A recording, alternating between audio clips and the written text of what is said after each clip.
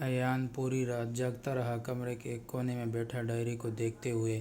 اس کے ذہن میں ایک ہی بات گونج رہی تھی، جب تم بولنا چھوڑ دو گے کیا واقعی مجھے خاموش رہنا ہوگا؟ صبح ہوئی لیکن آج کچھ مختلف تھا۔ گلی میں غیر معمولی ہلچل تھی، لوگ جمع تھے لیکن پھر بھی خاموشی۔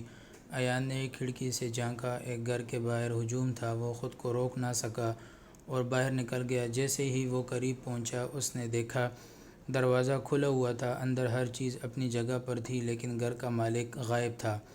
ایان نے آہستہ سے کہا، یہ کہاں گیا؟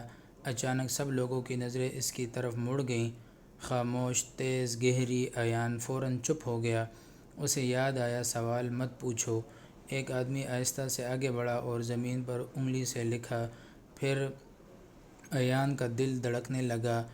پھر اس نے گھر کے اندر دوبارہ دیکھا، دیوار پر کچھ نیا لکھا ہوا تھا۔ میں نے سچ دیکھ لیا تھا۔ ایان پیچھے ہٹ گیا۔ تو کیا جو بھی سچ جانتا ہے وہ غائب ہو جاتا ہے؟ اس لمحے ڈائری اس کی جیب میں ہلکی سی حرکت کرنے لگی۔ ایان نے جلدی سے نکال کر کھولی۔ نیا جملہ ظاہر ہوا، وہ کم ہوتے جا رہے ہیں۔ ایان نے سر اٹھا کر ارد گرد دیکھا، کون کم ہو رہے ہیں؟ اگلی لائن لکھی گئی، جو بولتے ہیں۔ ایان نے ہجوم کو دیکھا، سب چپ تھے۔ اب اسے سمجھ آ رہی تھی، یہ خاموشی خوف کی وجہ سے تھی۔ اچانک ہجوم میں سے ایک بچہ آگے آیا۔ وہ ایان کے قریب آیا اور بہت آہستہ بولا، وہ ہمیں لے جاتے ہیں۔ ایان کا دل رک گیا۔ بچہ فوراً پیچھے ہٹ گیا، جیسے اسے اپنی غلطی کا احساس ہو گیا ہو۔ ایان کچھ بولنے ہی والا تھا لیکن پھر رک گیا۔ نہیں، مجھے خاموش رہنا ہوگا۔ اچانک بچے کے چہرے پر خوف چھا گیا، اس کی آنکھیں پھیل گئیں، وہ پیچھے ہٹنے لگا۔ ایان نے حیرت سے دیکھا، کیا ہوا؟ لیکن اس نے خود کو روکا، کچھ نہیں بولا۔ بچہ کانپ رہا تھا اور پھر وہ غائب ہو گیا۔ بس ایک لمحے میں ایان کی سانس رک گئی۔ یہ ابھی میرے سامنے پورا ہجوم پیچھے ہٹ گیا اور سب نے ایک ساتھ ایان کی طرف دیکھا، جیسے یہ سب اس کی وجہ سے ہوا ہو۔ ایان کے ہاتھ کانپنے لگے۔ ڈائری دوبارہ کھل گئی۔